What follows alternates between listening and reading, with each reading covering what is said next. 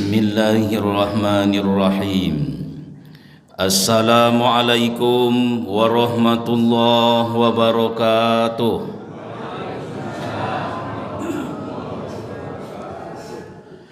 Alhamdulillahi rabbil alamin. Allahumma salli ala Muhammadin. Subhanaka la ilma lana illa ma'alamtana innaka antal alimul hakim. La haula wa la quwata illa billahil aliyyil azim.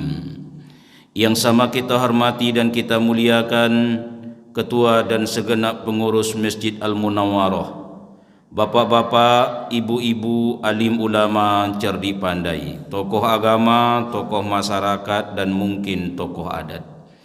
Yang jelas kecil si rama-rama, besar si jalar-jalar. Kecil tak disebutkan nama, besar tak dipanggilkan gelar. Mudah-mudahan seluruh kita yang berhadir subuh ini dimuliakan oleh Allah Subhanahu wa taala. Karena memang itu yang dijanjikan Allah di dalam sebuah hadis kudusi, inna buyuti fil ardi al masajid wa inna zuwari fiha umaruha. Sesungguhnya kata Allah, rumahku di muka bumi itu masjid-masjid, termasuklah masjid kita Al-Munawwarah ini. Wa inna zuwari fiha umaruha, yang datang ke masjid, hadir di masjid, duduk dia di dalam masjid, mereka itu tidak sembarang orang. Mereka itu kata Allah tamu-tamuku. Saat ini Bapak Ibu diberi kesempatan dan kehormatan oleh Allah menjadi tamu Allah. Kalaulah Rasul menyuruh kita memuliakan tamu dalam hadis sahih riwayat Muslim, man kana yu'minu billah wal yaumil akhir falyukrim daifahu. Siapa yang mengaku beriman kepada Allah dan hari kemudian, hendaklah ia muliakan tamu. Saat ini Bapak Ibu diberi kehormatan menjadi tamu Allah. Tentu Allah lebih tahulah cara memuliakan para tetamunya. Semakin sering datang ke masjid ini, semakin sering dimuliakan Allah. Kalau Allah sudah muliakan Bapak Ibu, kata Rasul dalam hadis yang diriwayatkan oleh Imam At-Tirmizi, dipandang hasan oleh ulama hadis, berkumpul pun masyarakat satu negeri bahkan satu negara, kata beliau, untuk menghinakan orang yang sudah dimuliakan Allah, tidak akan kunjung terhina. Sebaliknya kata Rasul, berkumpul masyarakat satu negeri satu negara ingin menghina, ingin memuliakan orang yang dihinakan Allah, tidak akan kunjung mulia. Maka kalau nak mencari sebuah kemuliaan, jangan sandarkan kepada makhluk, tapi sandarkan kepada Khaliq, kepada Allah. Terjaga kemuliaannya. Kebiasaan saya Bapak Ibu, sebelum membicarakan tema kita malam subuh ini, akan membicarakan dulu keutamaan solat subuh. Satu-satunya solat yang tak boleh dijamak adalah solat subuh. Jadi solat subuh tak boleh dijamak dengan isya. Kalau ada saudara kita yang tak solat subuh dengan alasan sudah dijamak dengan isya, tak boleh. Kalau dijamak saja tak boleh, apalagi dikosor. 4 menjadi 2, sementara subuh 2-nya Pak. Kalau dikosor pula tentu gratis kawan subuh ini Pak. Yang jelas Rasul menjelaskan, man shalla subha fi jama'atin faka'annama shalla laila kullahu wa man shalla isya fi jama'atin faka'annama qama nisfal lail.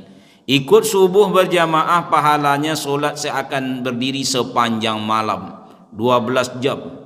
Sementara tukar sip 8 jam, ini 12 jam berdiri di hadapan Allah di atas sajadah, tidak akan sanggup bawa. Seperti itu pahala solat subuh.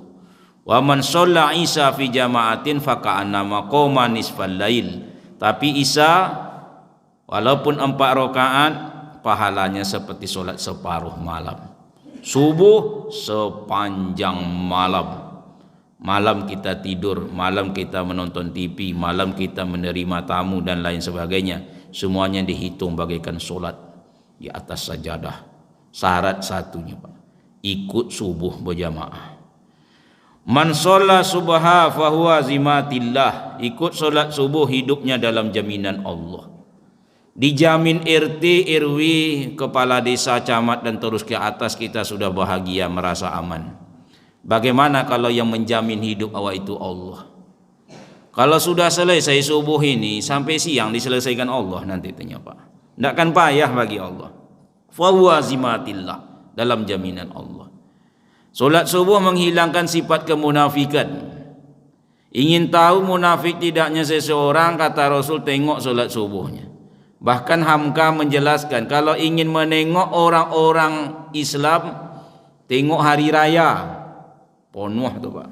Yang tak solat pun paling dekat sama khatib.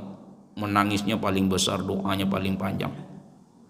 Tapi bukan karena ditinggalkan Ramadan. Tokonangnya di mantan jando lamanya. Ingin menengok orang Islam, tengok hari raya. Tapi kalau ingin menengok orang beriman, tengok waktu subuh. Subuh ini seleksi ini Pak. Bahkan dijelaskan oleh Rasulullah, munafik tidaknya awak, inilah dia subuh. Laisa sholata asqala 'alal munafikina minal fajri wal isya'i. Tidak ada solat yang lebih berat dirasa oleh seseorang yang berbakat, berpotensi, bertunas jadi orang munafik, kecuali dua solat. Solat subuhnya dan solat isyanya. Malih saja awak bapak ibu di dua solat sudah ada potensi. Bagaimana kalau tak mengerjakannya? Man sholla bardaini dakhalal jannah. Siapa ikut solat subuh akan dimasukkan Allah ke dalam surga. Inilah dia Pak. Terakhir, man sholla subha, kata Rasul, ikut subuh berjamaah, thumma qa'ada, duduk dia sejenak. Inilah dia program panitia Ramadan Masjid Al-Munawwarah. Duduk sejenak selesai subuh. Dah duduk awak. Ya enggak Pak? Subuh sudah, duduk sekarang ini. Soal bagaimana duduk tergantung kondisi dan keberuntungan. Kondisi tengok penyakit awak apa. Makin tua tidak ada yang makin sehat, dan saya memakluminya. Karena kalau sudah umur 50 ke atas, susadu asam yang dulu makan waktu muda, bangkitnya gini Pak. Asam lambung, asam urat, pokok segala asam. Iyo, termasuk asam podeh. Ya dulu awak kan suka dulu berminyak angin, kini berminyak wangi, kinilah berminyak angin kan gitu kan. Dulu darah muda, kini darah tensi. Tidak sama nih Pak. Dulu kepada istri menghadap muka sama muka, kini punggung sama punggung gitu. Harus dimaklumi gitu. Tergantung kepada keberuntungan. Yang kedua, maksudnya yang duluan dapat dinding dan tiang beruntungnya kan gitu. Iya Pak. Jadi kondisi dan keberuntungan. Soal bagaimana duduk, up to you saja kata orang gini. Terserah. Yazkurullah, tapi duduknya tidak sembarang duduk, mengingat Allah. Tak mesti komat kamit mulut awak. Boleh mulut tertutup, hati berzikir. Hati agak lalai, badan duduk menghadap ustaz. Hadir dalam majelis ilmu, majelis zikir sudah bagian dari zikir. Yang penting tengok ke depan, saling harga menghargai, sekali-kali anggukkan kepala. Soal paham atau tidak, tidaklah dituntut oleh ustaz dan panitia. Dan pontiang mau angguk. Karena Rasul mengatakan yasiru wala tu'ashiru, bashiru wala tunafiru. Kalau urusan itu kata Rasul, mudahkan urusan orang, jangan dipersulit, gembirakan orang, jangan ditakut-takuti. Salah satu cara menyenangkan orang yang berbicara, tengok kainnya, anggukkan kepala. Tapi kalau dibelalakkan matu, hilang bahan ceramah ustaz dibuatnya Pak. Kalau ndak percaya, duduk apa di situ. Kalau ndak hilang beko ama ba'du 15 kali begitu Pak. Karena soal angguk ini paham atau tidak nantilah Pak. Kalau nampak bapak dan ibu besok orang mengangguk di depan awak waktu kita sedang berbicara, ada 4 macam angguk. Tapi bukan ini kajian kita. Yang pertama adalah angguk paham. Setiap paragraf, alinea, pemikiran, lalu dia mengangguk, paham. Yang kedua, angguk berbasa basi. Tengoknya kanan mengangguk, kiri mengangguk, awak naik tak mengangguk. Lalunya mengangguk-angguk. Angguk balam namanya. Jadilah. Nah, nomor 3 ada angguk menahan kantuk. Dari tadi ibu tu mengangguk-angguk. Sebenarnya menahan kantuk itu pun tetap dihargai oleh malaikat. Dan nama rompek angguk bikin rencana. Dari tadi tu bu mengangguk terus. Tapi jiwa dan pemikiran serta perasaannya tak ada di masjid. Badannya ada. Badan pikirannya sudah sampai di pasar pagi. Selesai solat subuh kau beko bawa abang maraton sebentar. Apa akan dimasak hari kau. Muangguk je nyanyi bapak. Tapi yang jelas awak hadir di masjid. Yazkurullah mengingat Allah hatta tatslu'a syamsu sampai terbitnya matahari. Matahari terbit 6:16. Tapi untuk amalan yang selanjutnya disebut Nabi tsumma shalla raka'ataini. Nah, itulah dia. Tambah beko 10, 15, 20. Saya tanya tadi lebih kurang 10 menit tambahnya atau 15, 6:28 Pak, atau lewat 29 lebih kurang. Kemudian dia solat 2 rakaat, tak tinggalkan masjid ini dulu. Rakaat pertama sesudah membaca Al-Fatihah, Qul ya ayyuhal kafirun, walaupun hafal surat lain. Yang kedua sesudah Fatihah, Qul huwallahu ahad. Maka apa yang didapat? Kanat selahu hajjatin wal umratin tammah. Dipastikan Rasul pahalanya dapat semisal pahala orang menunaikan ibadah haji dan umroh. Sempurna. Itulah yang awak dapatkan insya-Allah setiap subuh di Masjid Al-Munawwarah ini. Luar biasa insya-Allah. Bapak Ibu yang berbahagia, bulan Ramadan disebut dengan Sayyidus Suhur, penghulu dari segala bulan. Menunjukkan keistimewaannya itu Pak. Di dalam setahun isna asyara syahron, 12 bulan. Yang menjadi penghulu pemimpin imam adalah Ramadan. Selebih di belakangnya 11 bulan lainnya makmumnya Pak. Jadi menjadi makmum semua awak bisa. Menjadi imam harus orang-orang yang tertentu. Iya enggak Pak? Saya dulu menjadi gharim masjid 9 tahun Pak. Bukan karena bagus suara, tapi karena kasihan orang. Awak rajin. Waktu itu tak ada seleksi doh Pak. Siapa yang mau jadi gharim mahasiswa silakan. Pontiang masjid bersih dan bisa azan, tak pandai pun tak apa-apa, nan pontiang bisa. Ya. Maka saya pun jadilah gharim. Awak tahu diri. Ya enggak Pak? Karena suara tak bagus, agak rajin. Berkilatlah musola itu buat. Suatu ketika saya pun mencoba untuk membaca Al-Quran pakai mic. Tandonya tidak mesti semua orang bisa jadi imam. Selesai solat maghrib, datanglah imam dan penitia. Zal, iya Pak, waang dan imam dan mengaji maghrib tadi. Iya Pak, mulai maghrib besok waang jangan mengaji pakai mic enggak. Mengapa Pak? Ang mengaji untuk kucing baranak. Ya sejak itu tidak ambil duit kami ledo Pak, kecuali untuk azan saja. Azan pun daripada ndak Pak, daripada ndak ada orang lain azan. Begitulah buruk suara, tak berhak untuk jadi imam. Tapi kalau imam subuh tadi lembut mendayu, bukan saya memuji di depan-depan. Kok lama apa? Ndak terasa, tidak ada pemaksaan dalam dia membacakan. Lembut lama. Tapi jangan perlu terlalu panjang besok namanya. Yasin katanya. Tumbang atuk dengan uak di belakang nanti Bapak. Kalau tadi pas betul. Bapak Ibu yang berbahagia, begitulah Ramadan. Ramadan adalah imam dari segala bulan, Sayyidus Suhur, penghulu dari segala bulan. Apa keutamaannya? Ini yang awak bicarakan. Yang pertama adalah Ramadan namanya ada dalam Al-Quran. Bisa ditengok di dalam surat Al-Baqarah, surat kedua ayat ke-185, Allah tuliskan di sana Syahrul Ramadan, bulan Ramadan. Maka ulama menjelaskan setiap nama yang awak temukan di dalam Al-Quran, seluruh nama itu luar biasa. Makanya tidak setiap nama makhluk ini ada dalam Al-Quran. Nama-nama yang dimasukkan ke dalam Al-Quran adalah nama-nama yang sudah terpilah dan terpilih, sudah seleksi itu. Di dalam Al-Quran ini ada nama manusia.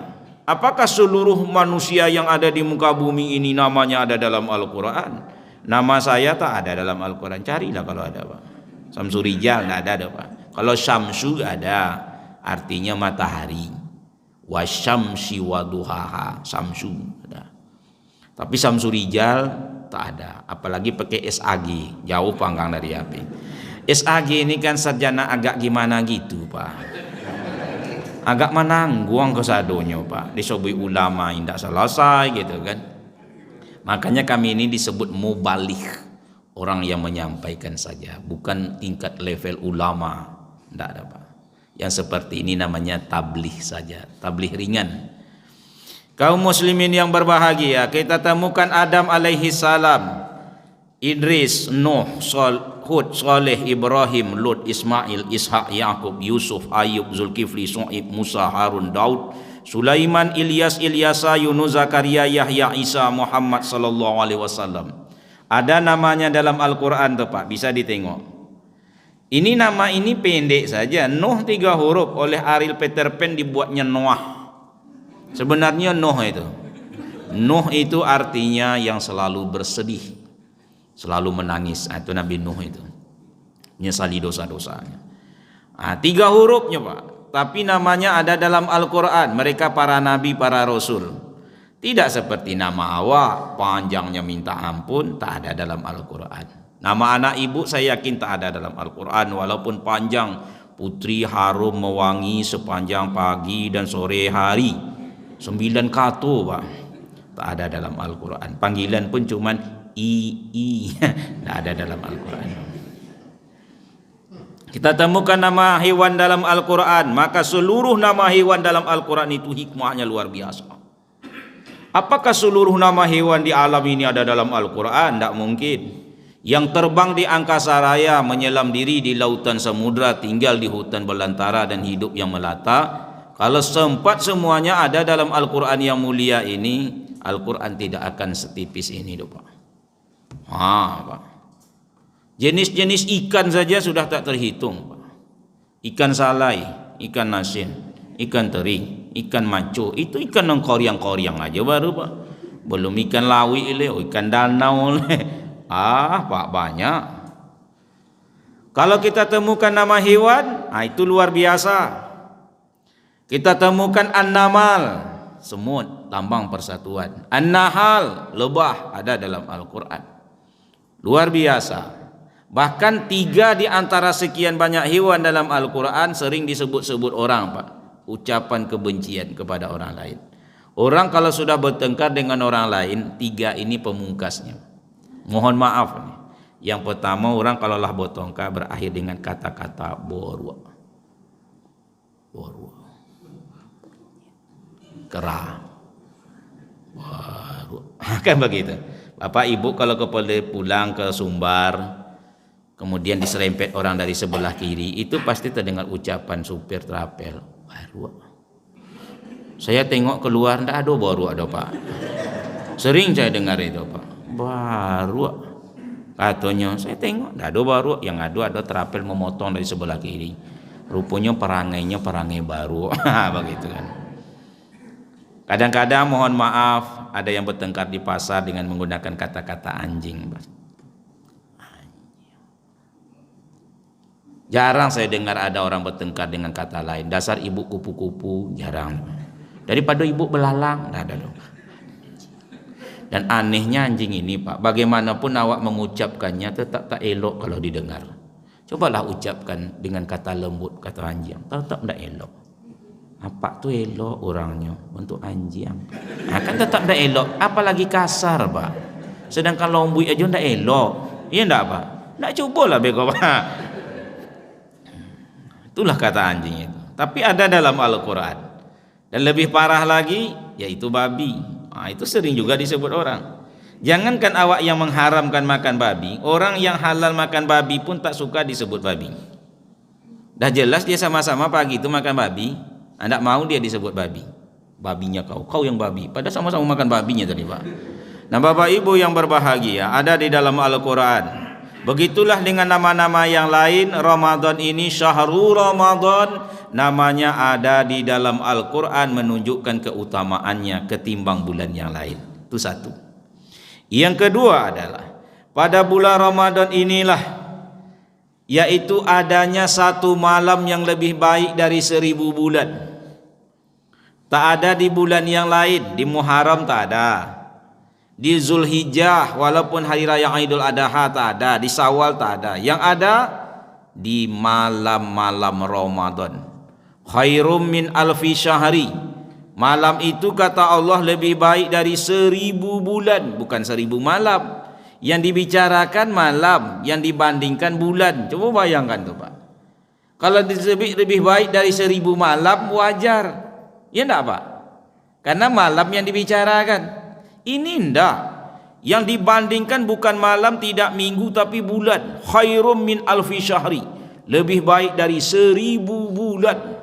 1000 bulan tu kalau kita hitung setiap satu tahun itu 12 bulan, maka 83 tahun 3 bulan lebih. 83 tahun 3 bulan, jaminan seumur hidup. Allah menjualnya begitu mahal, tapi daya beli awak tidak sanggup. Iya Pak Ustadz, iya. Walaupun Rasul sudah memberikan kapan itu akan diangkat, dijual sama awak. Kata Rasul, carilah itu pada 10 hari akhir, pada malam-malam ganjil, malam ke-21, 23, 25, 27 dan 29. Nah, di 5 malam inilah secara umum terjadinya. Tapi kalau nak betul-betul mendapatkannya tak payah kata ulama. Dari malam pertama sampai malam terakhir, setiap besok malaikat mengabsennya sudah masuk nama awak. Iya enggak, Pak? Ternyata kata malaikat, tahun ini Lailatul Qadar turun tanggal 7. Awak hadir tanggal 7 kemarin, tentu masuk nama awak. Salah kata malaikat yang surang. Umpama ini tanggal 7 boleh. Aduh, yo namu apa tuh? Masuk yo. Coba kalau 17 dia tak datang. Nah, jadi dia dapat. Kata malaikat yang satu, ndak 7 boleh, tengok elok-elok. 27 itu. Oh iyo katanya. Apa datang juga 27. Nah, kan masuk. Syaratnya dirikan dalam pertama sampai malam terakhir. Tapi kalau wak padakan saja 5 malam terakhir, iya kalau dia di situ turun. Kalau dia diturun umpamanya di pertengahan, apa ndak datang ke Masjid Munawarah, Pak? Awak Pak Ustadz menunggu Lailatul Qadar insyaallah. Ya Lailatul Qadar itu lebih baik dari 1000 bulan, Ustaz. Awak perlu diajarnya, Pak. Oh. Jadi bila rencana, Pak? Esok malam ke-21, ke-23, ke-25, 27, 29. Itu ajanya, Pak. Datang insyaallah. Anda bisa ada, Pak. Justru disitulah awak harus menggiatkannya. 10 hari yang akhir itu Rasul dan sahabat dalam riwayat mengkuatkan ikat pinggangnya, menjauhkan bantal dari tempat tidurnya, menjauhkan badan dari tempat tidurnya. Bukan berarti awak kuatkan ikat pinggang begini, ini filosofi, Pak. Mengurangi banyaknya makan. Orang kalau sudah mengurangi banyaknya makan akan berkurang banyaknya tidur. Yang menyebabkan nikota tarik itu kan otot porui, Pak. Makin pogang di siku, makin berkorui ke siku. Itu makanya rata-rata setiap awak makan kenyang memang mengantuk datang, Pak. Memang begitulah fitrahnya. Nah, syaratnya harus dikurangi. Cuman masalahnya awak rajinnya biasanya 10 hari pertama. Kalau 10 hari pertama masjid dan musola penuh, Pak. Sampai ke beranda ada musola dipasang tenda. Risau penitia menengoknya, Pak. Membeludak jemaah. Tapi tidak usah risau. Tenang-tenang saja. Kenapa demikian? Berlakunya mungkin hanya 10 hari pertama. 10 hari kedua biasanya tinggal separuh. 10 hari ketiga, ada yang tinggal itu jemaah aslinya, Pak. Yang pendatangnya udah pulang. Pendatang di situ bukan pendatang dari kampung yang selama ini 11 bulan tidak pernah datang ke masjid. Akhirnya mulai teratur pulang balik Pak ke rumah masing-masing. Tinggallah penduduk aslinya rajin sebelum Ramadan bertahan di akhir Ramadan. Bahkan 5 hari terakhir besar kemungkinan Lailatul Qadar turun, orangnya sudah tak ada. Ada masjid tinggal penitia Ramadan. Makanya penitia harus agak banyak lagi Pak. Bahkan ada musola 3 hari terakhir besar kemungkinan betul ini saat-saat Lailatul Qadar turun. Ada musola isinya hanya 3. 3 bukan 3 orang. 3 itu 1 imam, 2 speaker kiri kanan. Kosong satunya Pak. Nah. Lailatul Qadar turun orangnya sudah tak ada. Jadi daya beli manusia ini lemah. Jadi jangan dikira Allah menjual 83 tahun 3 bulan itu tidak beralasan. Awak tidak sanggup membayarnya. Lailatul Qadar bagaikan intan permata di antara batu-batu nan lain. Banyak orang menginginkan bahkan mampu menatap lama, tapi tak bisa untuk menjangkaunya. Itulah dia Lailatul Qadar itu. Setiap orang pasti pingin, tapi kenyataan daya belinya kurang. Mana ibu-ibu tadi yang banyak? Mohon maaf ibu, mudah-mudahan ibu tidak termasuk. Lah sibuk membuat kue 5 lemari. 5 lemari. Dari kue paling kecil, tak bisa dipegang dengan tangan, harus pakai sendok, namanya kacang-kacang. Sampai kue paling besar, namanya kue godang, tak bisa dimakan, harus dipotong dulu. Kok banyak betul Bu? Awak kawan kaum family banyak Pak Ustaz. Ibu kalau bikin kue Bu, mulai hari ini buatlah kue. 10 hari kedua dengan 10 di tengahnya itu bikinlah kue. 10 hari terakhir istirahat. Copek bona Pak Ustaz beko habis dimakan, kunci digembok campakkan ke Sungai Siak. Membukanya besok telepon nambo 08 12 76 80 739. 3 menit selesai kebuka Pak. Linggis ada di rumahnya. Popolo payah. Mana bapak-bapaknya? Sesuai kontrak kerja dengan istri, kata istrinya, Bang, kalau saya nanti bikin kue tolong pasang gorden pintu. Maka butukanglah laki tengah malam keluntang. Ustaz kok tahu ini bukan pengalaman saya. Saya tinggal di Perumnas Pak, perumahan tak lunas-lunas. Itu di komplek, mohon maaf namanya agak ngeri Pak. Saya tinggal di komplek PKI. Ini Pak, Permata Kualu Indah. Tidak bisa lagi memang itu singkatannya. Permata Kualu Indah. Apa singkatannya? Ayo. Jadi besok kalau ada orang bertanya, Ustadznya mana yang tinggal di komplek PKI itu ya, tidak bayar Pak. Di Panam City saya tinggal. Kota Panam, Jalan Sukakarya. Kalau karya-karya itu sebelah kiri dari sini. Kalau sakti-sakti sebelah kanan. Itu aja kuncinya di Panam. Kalau nak mencari karya sebelah kiri Pak, sampaikan ke sudut sana. Kalau nak mencari sakti sebelah kanan. Kalau Bapak cari kata karya sebelah kanan sampai mati tidak jumpa tuh Pak. Saya tinggal di Sukakarya tersebut. Nah Bapak Ibu rahimakumullah yang berbahagia. Inilah dia bulan Ramadan tersebut. Ramadan ini Sayyidus Suhur, penghulu dari segala bulan, karena di situ ada Lailatul Qadar. Mudah-mudahan kita bisa mendapatkannya. 2. Yang ketiga adalah kenapa Ramadan disebut Sayyidus Suhur? Karena di situ diturunkannya Al-Qur'an untuk pertama kalinya. Apakah di bulan lain Pak Ustadz Al-Qur'an tak diturunkan? Diturunkan.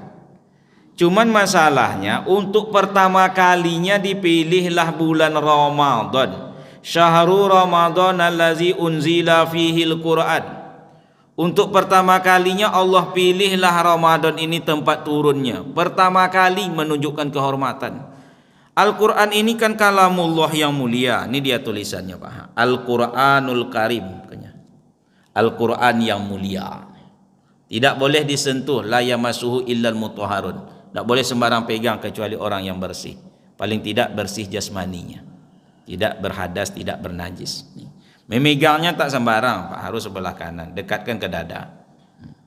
Banyak orang pandai membaca Al-Qur'an, lomba, tapi kalah di adab. Pegangnya sebelah kiri. Ya enggak, Pak? Jadi di situ dia kenanya kadang-kadang. Suaranya bagus tapi dia tak dapat juara. Tidak boleh sembarang sentuh. Meletakkannya tidak ada Al-Quran, tidak ada sesuatu, Bu. Ini hati-hati nih. Yang boleh diletakkan di atas Al-Quran kecuali Al-Quran. Ya Pak. HP tak boleh, jilbab Bu tak boleh, kacamata tak boleh, tasbih tak boleh, surah Yasin tak boleh. Yang boleh Al-Quran di atas Al-Quran boleh. Itu contoh. Itu boleh apa? Disusun pokoknya gini, boleh. Tapi kalau di sini ada HP diletakkan di atas Quran, tak boleh. Kopiah, tak boleh. Apalagi novel, lebih parah lagi Pak, tak boleh. Al-Quran kalamullah yang mulia, datang dari zat yang maha mulia. Ini mulia semuanya nih Pak. Penjemput pengantarnya malaikat paling mulia Jibril alaihi salam, penghulu dari segala malaikat. Yang menerimanya manusia paling mulia dunia akhirat, Nabi kita Muhammad sallallahu alaihi wasallam. Diturunkan di kota paling mulia, penghulu dari segala kota, yaitu Mekah Al-Mukarramah. Dan dipilihlah waktu yang paling mulia. Itulah dia Ramadan. Syahrul Ramadan allazi unzila fihil Quran. Hikmahnya, kalau ingin sesuatu itu mulia, tengok 6 ini. Apapun yang awak kerjakan tidak akan mulia kalau tak dikerjakan di tempat yang mulia. Dikerjakan di tempat yang mulia, waktunya tak mulia. Dikerjakan di waktu yang mulia, orang yang melakukannya kurang mulia. Tidak juga bisa tuh Pak. Semuanya harus satu ikatan. Contoh ceramah ini pekerjaan mulia insya Allah. Disampaikan oleh Ustadz, mendengarnya adalah jamaah kaum muslimin. Tapi saya sampaikan pada waktu yang kurang mulia, jam 2 malam Pak, ambo ceramah. Miknya mau hadap ke rumah RT. Bapak kira-kira Pak, apa ndak mengamuk RT? Kaum muslimin, suara tinggi, marilah kita bertakwa, jangan tidur-tidur. Melayang buat tu pecah kasih ke Ustaz tu. Orang nak tidur dilarangnya tidur jam 2 malam. Saya kan ceramah, tak bisa. Membaca Al-Quran pekerjaan mulia, tapi kalau di tempat yang terhina, di toilet mengulang-ulang kaji tak boleh tu. Ibu nak menghafal surat Sabihis tapi di dalam toilet. Sabihis. Badoso. Jangan dibuat. Kalau waktu yang tempat lain silakanlah. Nah, Bapak Ibu yang berbahagia, 3. Yang keempat, hadis sahih riwayat Al-Bukhari dan Muslim. Keutamaan Ramadan, iza jaa Ramadana futihat abwabul jannah. Dari Abu Hurairah radhiyallahu anhu. Jadi bukan tak bersumber ke Pak. Hadis sahih. Bahwa kata Rasul, iza jaa Ramadana futihat abwabul jannah. Datang bulan Ramadan dibuka seluruh pintu-pintu surga. Ini berbeda penafsiran. Secara umum memang dibuka. Jadi begitu datang kemarin maghrib Rabu tanggal 22 Maret, maghribnya, maghrib kan masuk lagi itu Pak. Awak kan duluan malam daripada siang. Ya enggak Pak? Kan duluan tarawih awak daripada puasa. Nah, malam dulu hitungannya, baru siang. Itu hebatnya Islam ini. Bulan itu kan malam. Ya enggak Pak? Wajarlah mulai dengan malam. Beda dengan matahari. Matahari munculnya pagi tapi orang memperingatinya tengah malam. Seharusnya pagi orang tahun baru Masehi. Keluar matahari 1 Januari. Kok enggak? Yang dulu boleh malam. Situ aja sudah berbeda. Malam. Begitu datang malam Rabu itu tanggal 22 Maret 1 Ramadan. Terdengar azan dari Masjid Al-Munawwarah. Allahu Akbar, Allahu Akbar. Azan Madinah. Kira-kira lah tu Pak. Anggap aja lah iyo sudah. Bapak Ibu yang berbahagia, kata Rasul, iza jaa Ramadana futihat abwabul jannah. Bila datang bulan Ramadan dibuka pintu-pintu surga.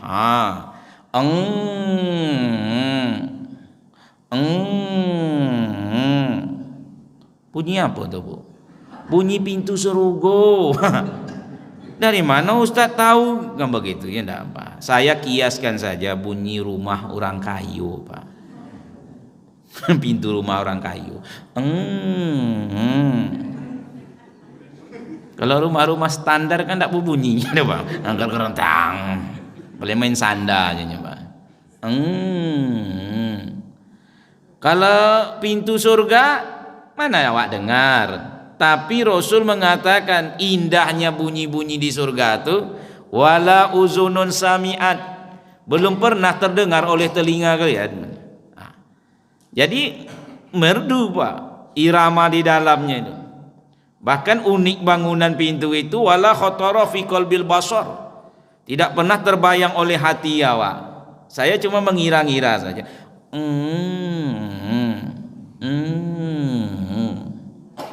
Dibukakan kesempatan untuk masuk sebenarnya. Selama 11 bulan dari Muharram sampai Sya'ban pintu surga itu tertutup rapat. Dan besok malam 1 Syawal awak akan melepaskan Ramadan, pintu itu akan kembali ditutup. Kalau nak dibuka lagi, tunggu 11 bulan lagi Pak, baru dibuka. Iya, pintu itu akan tetap dibuka, cuman awak ada nak lagi kesempatan untuk mendaftar hanya sebulan. Masuk pegawai negeri saja Bapak Ibu tak lama, seleksinya luar biasa. Apalagi masuk ke dalam surga, syaratnya ketat, cuman awak tak tahu. Salah satu syarat untuk masuk ke dalam surga tidak boleh membawa dosa walau hanya satu saja. Bapak kira-kira kalau malam kau awak mati, dosa beliak-peak. Iya Pak, termasuk saya yang menyampaikan. Masa iya Pak Ustadz, Adam alaihi salam itu tinggal dalam surga karena belum berdosa. Ya Adam uskun anta wa zaujukal jannah wa kula minha ragadan haitsu syi'tuma. Masih belum berdosa, tapi tak kala wala taqraba hazihi sajarah. Pohon yang satu ini jangankan engkau dekati, nikmati, dekat saja tak boleh, fatakuna minaz zalimin. Nanti engkau ujungnya penyesalan. Apa penyesalannya? Kulnah bitu minha jami'ah, keluar kau dari dalam surga. Cie dosanya, makan buah huldi. Awak entah buah apa-apa dan awak makan, ya enggak Pak? Dan awak curi dan awak apa? Anda kan diundang ke dalam teman. Nah, kaum muslimin yang berbahagia, jadi seleksinya luar biasa. Tapi kesempatan mendaftar dibuka di bulan Ramadan. Daftarlah. Kalau tidak mendaftar Pak Ustadz, kalau tidak mendaftar bagaimana mungkin nama awak keluar? Ya enggak Pak? Kalau keluar besok nama-nama orang akan bertanya, kata malaikat, ada kamu mendaftar? Tidak ada, yang dimasuk siku orang nama daftar. Bahan kau mana? Bahan tak ada nama malaikat. Bahan pun tak ada, gimana nak masuk surga? Ada tompek nomor 2 kata malaikat tuh. Apa? Neraka. Di tempat rupanya di akhirat duonya Pak. Kalau awak yang hadir ini tidak ada dalam surga, tak perlu pusing mencarinya Bu. Tengok dalam neraka, jumpa tuh. Kalau sekarang ini tidak ada di dalam masjid ini, kita harus berbaik sangka mungkin sudah di rumah. Di rumah tak ada ke tempat kerja tak ada tempat yang lainnya. Di rumah ibu mertua, tak ada. Tengok rumah mantan lamanya dulu, mungkin adanya di situ. Banyak tempat lain Pak. Tapi kalau di akhirat tempatnya cuma 2. Kalau saya dan Bapak Ibu tidak ada besok di dalam surga, tengoklah tompek nomor 2 Pak. Neraka. Mana ibu itu dulu rajin dia wirid di Masjid Al-Munawwarah. Setiap wirid ibu-ibu dia tetap hadir. Padahal majelis itu majelis surga. Seharusnya kalau dulu awak bersama, sekarang awak bersama juga. Kini ibu itu tidak ada. Mana ibu itu? Tengok dalam neraka. Tunya lah gosong kawan tu angui. Itu kan ninyo tu. Kenapa ibu itu dimasukkan malaikat ke dalam neraka? Padahal dia rajin wirid. Tapi bukan ibu di sini contoh saja. Dia memang rajin wirid, tapi setiap ustaz ceramahnya cerita. Muak malaikat menengoknya, akhirnya dimasuknya dalam neraka. Makanya besok Bu, mulai ke besok kalau ibu niat Anda menyampaikan saja, terserah ibu, tidak mau tak surah pasal. Ambo tu Pak Ustaz, ambo lolah diri masing-masing. Ambo iyo setiap ustaz ceramah ambo cerita. Iya, kalau yang diceritakan dibahas itu nanti ibu nak bertanya tentang masalah agama, ikon ndak. Ustadz mai ceramah, ibu tuh, tapi bukan ibu di sini, contoh saja. Ya, ini mulai cerita, yang ditanya tak ada bobot, Pak. Assalamualaikum warahmatullahi wabarakatuh, kata ibu. Ya Pak, Ustadz. Kata ibu, kok mulai bertanya. Nah, jadi ibu ke pasar apa? Jadi, apa nak dibeli? Toruang apa? Apa guna ditanya toruang orang? Toruang hijau atau toruang ungu? Toruang hijau, nan bulat atau nan panjang? Apa gunanya? Manfaatnya ndak ada. Anan bontok ikut kan akan dimasukkan dalam neraka itu, Bapak. Nah, kaum muslimin yang berbahagia, jadi kesempatan untuk mendaftar, tapi tidak usah khawatir Bapak Ibu, insya Allah. Wa basyiril ladzina amanu wa amilus solihati anna lahum jannatin tajri min tahtihal anhar. Beritakan sajalah kabar gembira, menyenangkan, menyejukkan, melapangkan, mendamaikan kepada siapa orang beriman beramal soleh. Bagi mereka Allah sudah sediakan surga yang mengalir sungai di bawahnya. Wajah Bapak Ibu yang hadir saat ini saja Bapak sudah disebut Rasul. Man salaka tariqan yaltamisu fihi ilman sahalallahu lahu tariqan ilal jannah. Siapa yang menempuh sebuah jalan, ini awak nih lah nih Pak, korbankan waktu tenaga sedikit, mungkin pikiran bahkan perasaan kita, untuk mendapatkan semua pengetahuan. Allah berjanji memudahkan bagi orang itu jalannya menuju surga. Jadi mau saja hadir dalam majelis ilmu ini sudah satu sinyal baik, tanda baik. Iza ja'a ramadhana futihat abwabul jannah. Yang kelima, wa ghuliqat abwabun nar, ditutuplah pintu-pintu neraka. Jadi begitu azan maghrib kemarin itu Rabu, itu pintu neraka ditutup. Selama itu 11 bulan, sejak Muharram sampai Sa'ban, itu pintu neraka tuh buka lebar tuh Pak. Ditutupnya Ramadan. Begitu azan maghrib kemarin tuh, hayya 'alas shalah, tutup. Ini jangan kaget Pak ya, kalau pintu surga lombok bunyinya. Kau jangan kaget Pak. Ini pintu neraka, ini tembok-tembok besar, tebal, hiasannya kepala-kepala setan, bunyinya sangat menakutkan.